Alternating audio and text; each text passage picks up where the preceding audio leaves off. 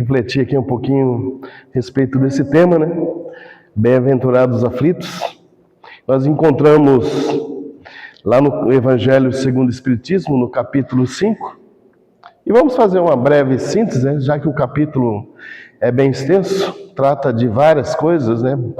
E bastante importantes, né? Para a nossa compreensão e a nossa reflexão. Então fica aí de antemão o convite à leitura desse capítulo na sua íntegra, né? E quando a gente fala de aflições, a gente vem à mente, né, os nossos sofrimentos. E é interessante, né, quando Jesus diz: bem-aventurados os que choram, pois serão consolados. Bem-aventurados os famintos e sequiosos de justiça, pois serão saciados. Bem-aventurados os que sofrem a perseguição pela justiça, porque deles é o reino dos céus. Em Mateus capítulo 5, versículos 4, 6 e 10. E nós temos em Lucas também: bem-aventurados vós que sois pobres, porque vosso é o reino dos céus. Bem-aventurados vós que tendes fome, porque sereis saciados. Ditosos sois vós, agora que chorais, porque rireis. Mas ai de vós, ricos, que tendes no mundo a vossa consolação. Ai de vós, que estáis saciados, porque tereis fome. Ai de vós agora que rides, porque sereis constrangidos a gemer e chorar. Então, quando a gente analisa esse tema, e é importante que a gente, né, compreenda, porque dá a impressão, né, quando a gente vê que a riqueza, né, traz coisas ruins, e dá a impressão também que a gente precisa ser pobre, precisa passar necessidade, precisa passar dificuldades para que a gente tenha, então, o reino dos céus. E a doutrina espírita vem, né, de uma forma bastante lúcida, trazer, né, ou ampliar os nossos entendimentos, baseados nos ensinos de Jesus, uma visão um pouco mais ampla disso. É interessante que quando a gente fala do sofrimento, muitos dos sofrimentos que a gente passa, muitas vezes são de questões da nossa preocupação, né? Questões do nosso dia a dia e muitas vezes da falta de entendimento. A equipe FEP, em 1997, deixou um texto, uma definiçãozinha bem curta da aflição, que diz: frequentemente, a aflição é a nossa própria ansiedade, respeitável, mas inútil, projetada no futuro, mentalizando ocorrências menos felizes, que, em muitos casos, não se verificam como supomos e, por vezes, nem chegam a surgir. Então, esse é o primeiro ponto da aflição que a gente precisa analisar, né? Por que estamos aflitos? Será que o motivo da aflição é real mesmo? Ou será que estamos preocupados por algo que pode acontecer no futuro? E boa parte das vezes a gente se preocupa com algo, como diz aqui o texto, não acontece como a gente imaginava e muitas vezes nem chegam a acontecer. E às vezes ficamos dias, meses, anos com esse sofrimento, com aflitos, com algo, né, que não precisávamos estar. É importante sim mentalizarmos essas situações. Porém, o mais importante, da mesma forma, tomarmos as medidas necessárias e possíveis e deixar que as coisas aconteçam. Deixar, né, que a nossa fé, né, embasada no conhecimento, no entendimento, faça com que a gente consiga superar essas dificuldades. Outro ponto importante a gente precisa entender o motivo do nosso sofrimento. Muitas vezes, muitos de nós tendemos a nos achar injustiçados. Por que sofremos? Por que isso acontece comigo? Porque o meu vizinho não passa por isso? Porque a outra pessoa tem todas as condições e eu não tenho? Porque aquela pessoa que faz o mal, às vezes vive melhor que eu, melhores condições, e nada acontece com ela. E a gente fica sempre, vendo o lado positivo e muitas vezes nos colocando como injustiçados. A gente também, outro ponto, temos a visão, muitas vezes, equivocada de Deus. Até a própria tradição religiosa, A gente foi acostumado na tradição religiosa a ter uma visão de um Deus que julga, um Deus que condena, um Deus que pune, Deus castiga. Muitas vezes fala, deixa você morrer, quando a gente morrer, nós vamos sentar frente a frente com Deus e seremos julgados. Será que é realmente dessa forma? Quando, no início do Livro dos Espíritos, Allan Kardec pergunta sobre Deus, ele não quis saber quem é Deus. Talvez se perguntasse quem é Deus, a gente tem a visão, no nosso conhecimento terrestre, até as religiões muitas vezes trazem a figura de Deus, um ancião, idoso, e porque justamente foi colocado que somos a imagem e semelhança de Deus. Mas será que a imagem e semelhança física? Com que base temos essa imagem, já que nós sequer temos a noção de quem é Deus? Então Allan Kardec faz uma pergunta diferente. Ele pergunta o que é Deus? Não quem é, o que é? E aí a resposta, resumindo, ele diz lá, inteligência suprema, causa primária de todas as coisas. Ele também vai dizer que Deus é soberanamente bom e justo. Então, sendo soberanamente bom e justo, não teria motivo para a gente acreditar que Deus vai punir, Deus não vai nos castigar. Deus não pune, Deus não castiga. Deus, na sua infinita bondade, misericórdia e justiça, apenas faz com que suas leis sejam cumpridas. E o cumprimento da lei, dentro do cumprimento da lei, demanda que nós devemos reparar aquilo que fizemos errado, o mal que fizemos, consertar os erros, responder pelos erros. Então, se a gente analisar a lei divina, ela é baseada em merecimento ou responsabilidade. Então, se Deus não pune, Deus não castiga, Deus não julga, quem faz isso? Na outra questão também, lá no início das leis morais, no Livro dos Espíritos ainda, na parte terceira, logo no início das questões, ele pergunta sobre a lei divina e diz, onde está escrita a lei divina? Pergunta aos Espíritos, onde está escrita? A gente, quando fala em lei divina, a gente imagina um livro grande, um código, como nós temos nossas leis, o Código Penal e outras leis, E eu imagino que quando Allan Kardec perguntou isso, ele estava buscando entender como todos teriam igual acesso a essas leis. Já que, quando nos baseamos nas leis terrestres, por exemplo, nós temos diferentes acessos a essas leis. As pessoas com maior cultura, com maior entendimento, que têm mais estudo, vão entender melhor. Às vezes, outras com dificuldade. Imagina uma pessoa analfabeta, colocar ela para estudar as leis, o Código Penal, por exemplo. Então, imagine que Allan Kardec quis entender isso. Como é que ela chega em iguais condições para todas as pessoas, todos os espíritos encarnados? E a resposta é, onde está escrita? Na consciência. Então todos nós trazemos impresso em nossa consciência essas leis, ou essa lei divina. E se observarmos, sempre que vamos tomar as nossas decisões, durante a nossa existência, a consciência está ali, nos orientando.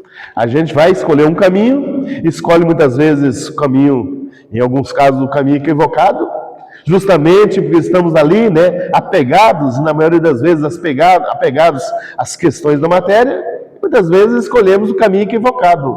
A nossa consciência diz, não vai por aí, não faça essa escolha. Se a gente observar, sempre ela diz, não faça essa escolha, esse não é o melhor caminho. E boa parte das vezes, a gente ignora esse alerta e faz a escolha que a gente está mais afinizados.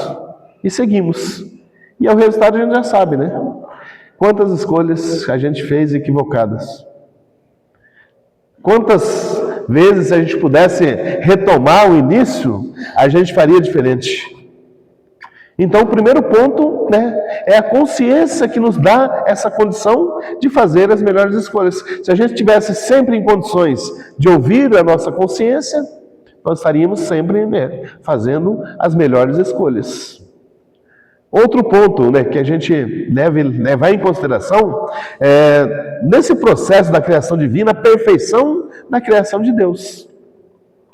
Nós, né, no estado que estamos, espírito, no estado, né, do humano, nós temos, diferente dos outros seres vivos, uma condição diferenciada. Nós temos a capacidade intelectual de desenvolver a nossa inteligência, de entender e desenvolver a nossa capacidade de compreensão. Os animais, os outros seres vivos não têm isso aí. Muitas vezes, né? Na maioria das vezes, se tem é muito limitado, se não, na maioria das vezes é pelo instinto.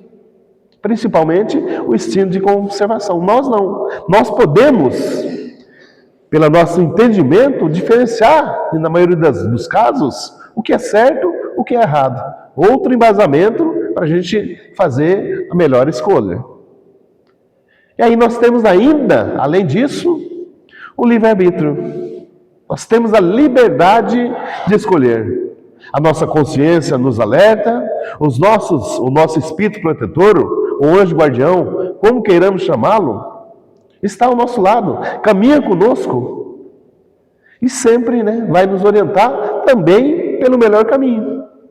Mas assim como caminha espíritos, né, de maior evolução, espíritos bondosos como nosso protetor e espíritos familiares que muitas vezes tentam nos induzir às melhores escolhas, nos auxiliar, também caminham ao nosso lado espíritos inferiores.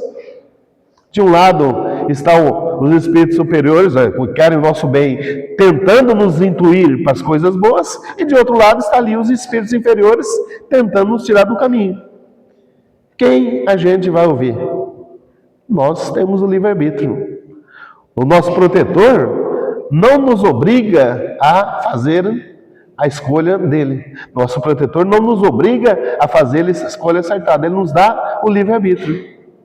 Para escolher, nós escolhemos. E depois, nada mais justo que a gente responda pelas nossas escolhas.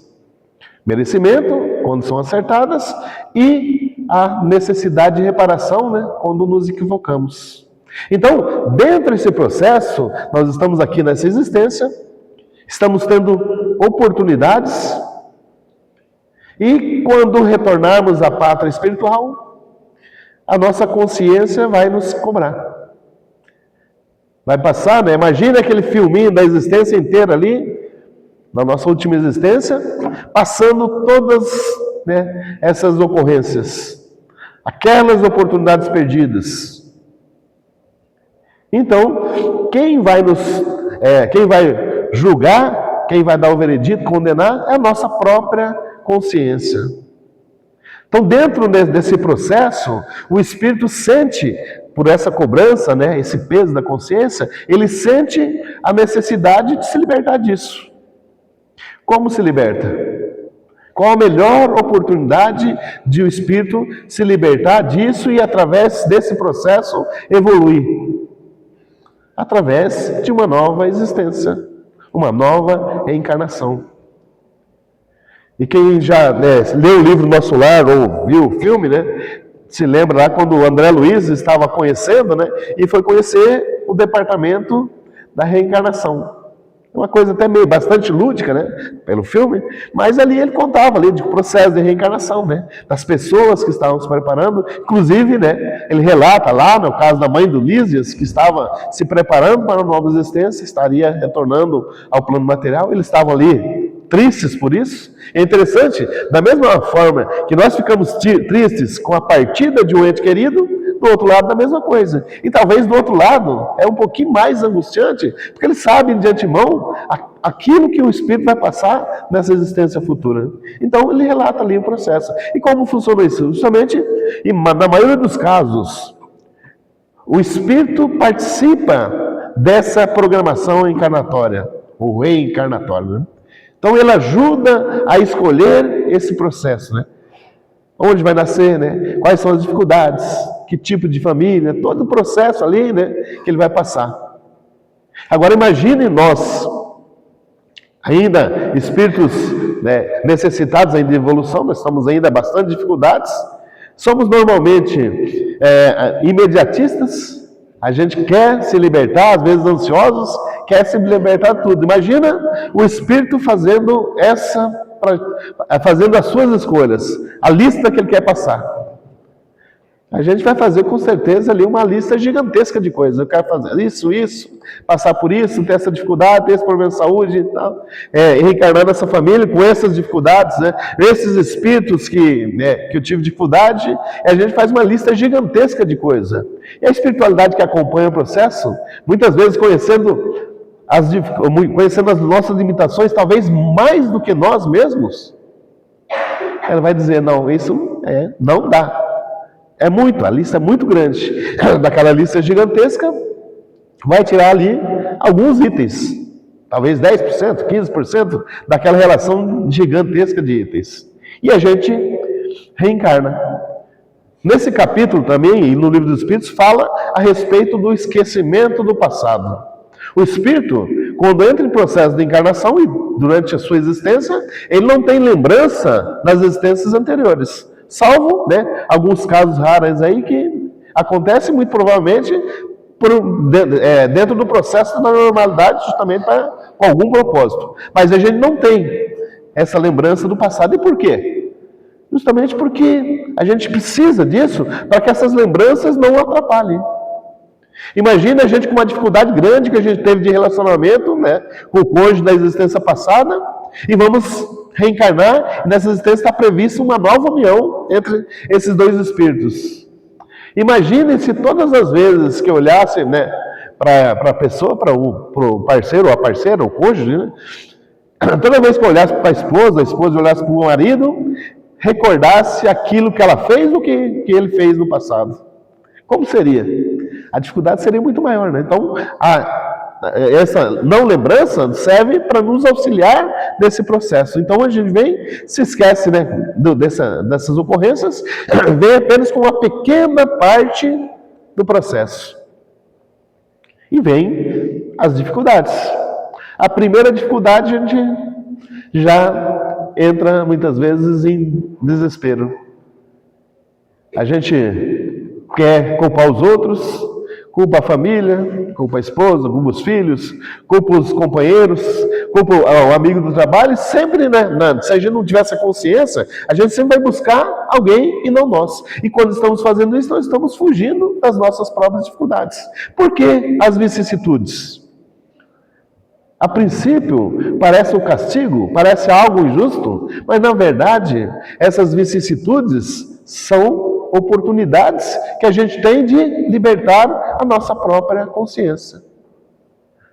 Não há outra forma de apagar o mal do passado, os erros do passado, senão através de ações no caminho do bem. A gente ainda tem muito essa questão de tentar retribuir um mal com outro mal. Quando, na verdade, o nosso desafio é sobrepor isso e nos desafiarmos a pagar uma ação recebida negativa com uma ação positiva.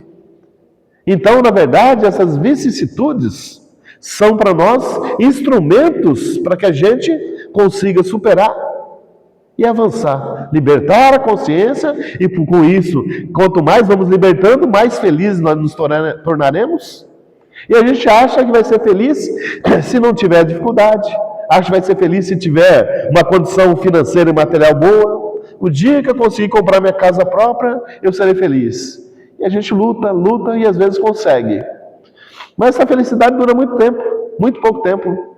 A gente compra uma casinha, de repente a gente vê a casa do vizinho e fala, nossa, na casa do vizinho é o dobro da minha. O dia que eu tiver casa igual a do vizinho, eu vou ser feliz. E às vezes a gente fica a vida inteira buscando a felicidade onde ela não existe.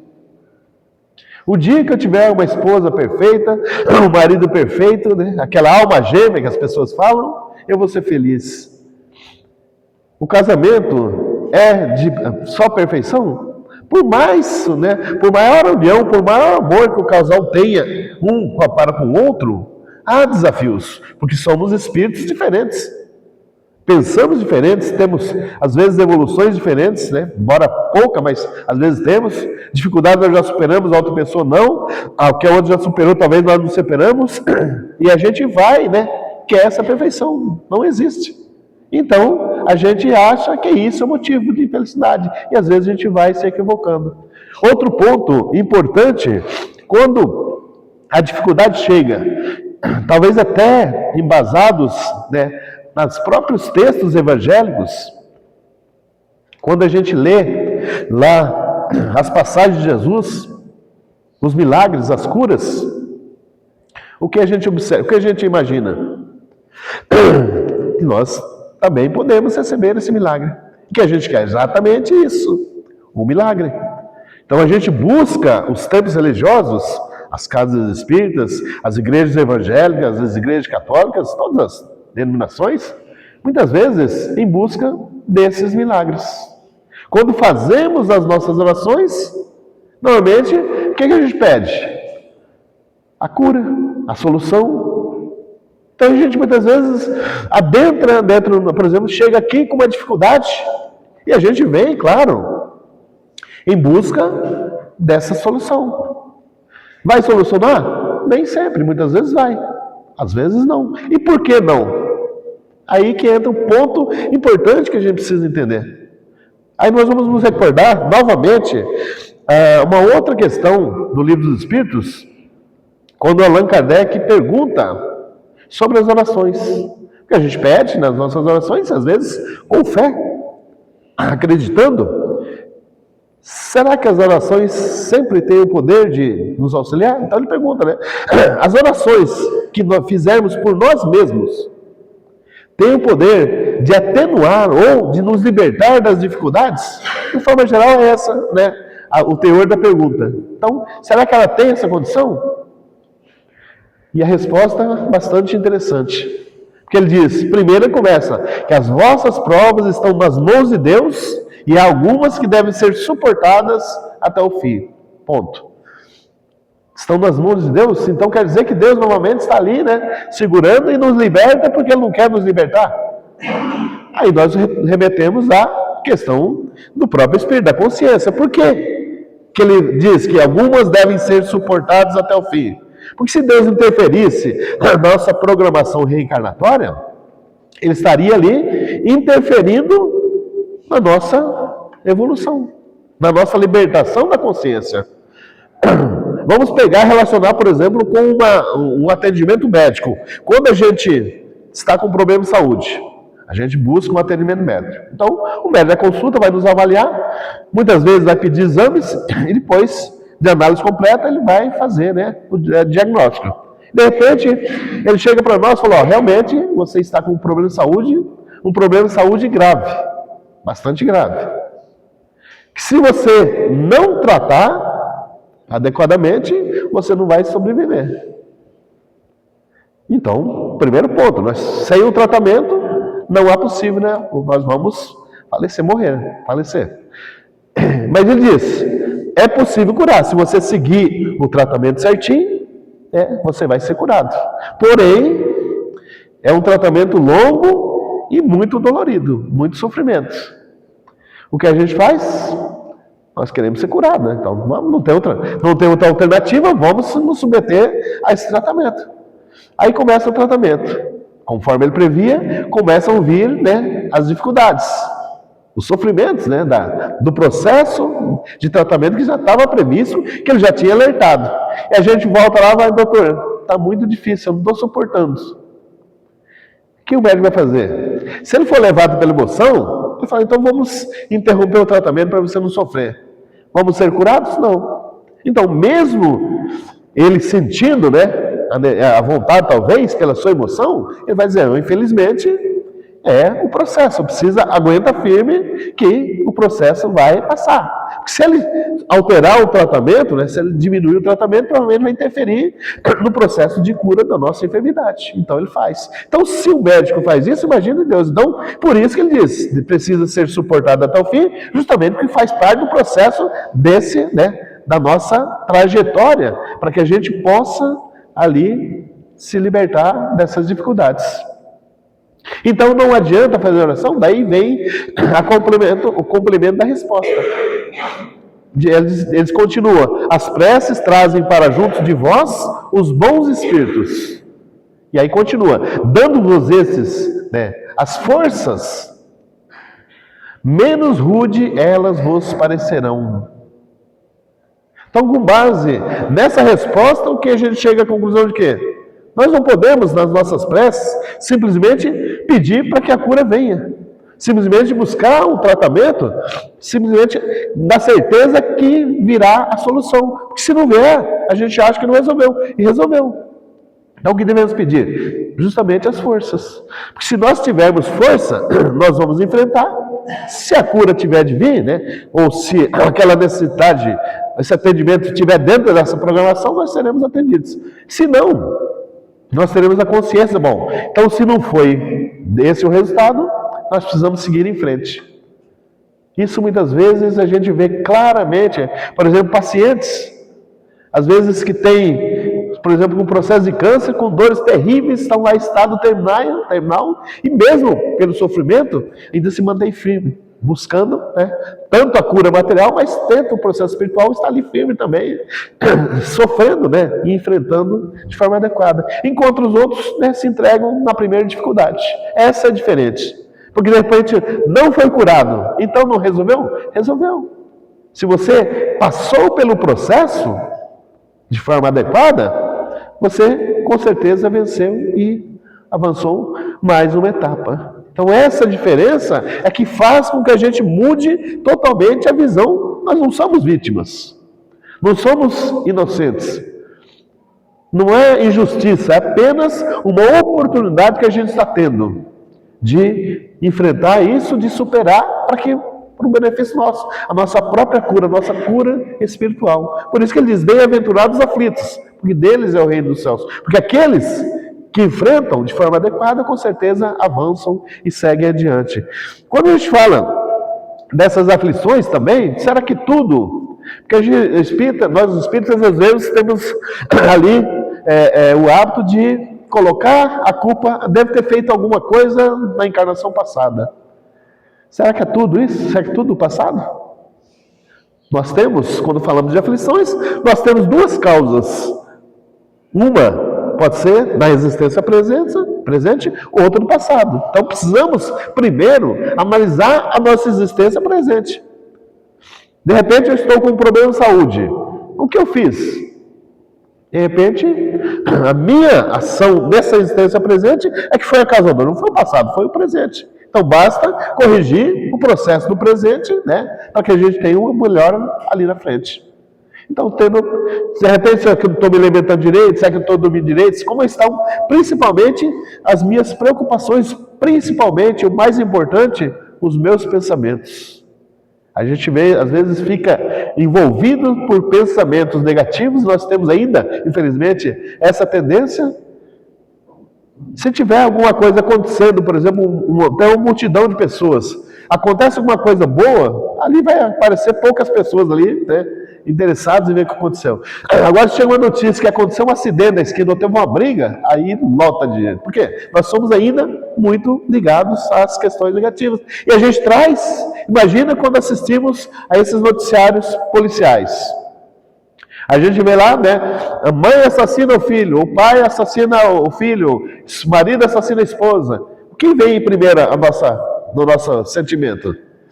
Não é que a gente não se envolve ali, às vezes fica com raiva, às vezes fica com ódio, desejando mal para a pessoa. Então, a gente deixa se levar desses pensamentos negativos, com preocupações do futuro. E se alguém entrar em casa, né, um assaltante entrar? E se eu ficar sem emprego? E se eu tiver um problema de saúde? E se eu não tiver dinheiro? E a gente começa com isso, começa a gerar pensamentos negativos, e esses pensamentos começam a afetar.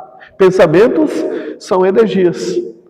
Na Gênesis capítulo 14, Allan Kardec fala dos fluidos, exatamente isso. Geram energias positivas ou energias negativas.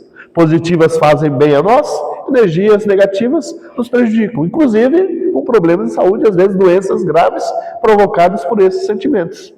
Então, a qualidade dos nossos pensamentos que vai determinar, né, o que faremos, o que seremos dali para frente. Então, é um ponto também importante, né, para que a gente consiga, com base nisso, buscar esse equilíbrio. Buscar, né, dentro das vicissitudes, se veio, nós temos de alguma forma condição de enfrentar. Condição de, às vezes, e é interessante que é muito fácil a gente falar, mas quando estamos passando, muitas vezes parece um desafio intransponível. Lembra de Chico, quando estava lá, falando com o Emmanuel dos sofrimentos que ele passava, né? E realmente, se nós passamos dificuldade, imagine Chico, né? A quantidade de desafios que ele enfrentou. E quando ele estava ali, às vezes meio abatido, e uma vez o Emmanuel chegou, ó, Chico, Maria mandou um recado para você. Ele mandou dizer que isso também passará. Vai passar. Alguns casos, por que a gente sofre tanto? Porque a gente aumenta esse sofrimento pelas nossas próprias ações, pelos nossos pensamentos, pela nossa falta de fé, pela nossa falta de vontade, de coragem. A gente acaba tentando fugir e a gente acaba, às vezes, sofrendo mais do que o necessário. Talvez não seria tanto, né, sofrimento se a gente tivesse enfrentado de forma adequada.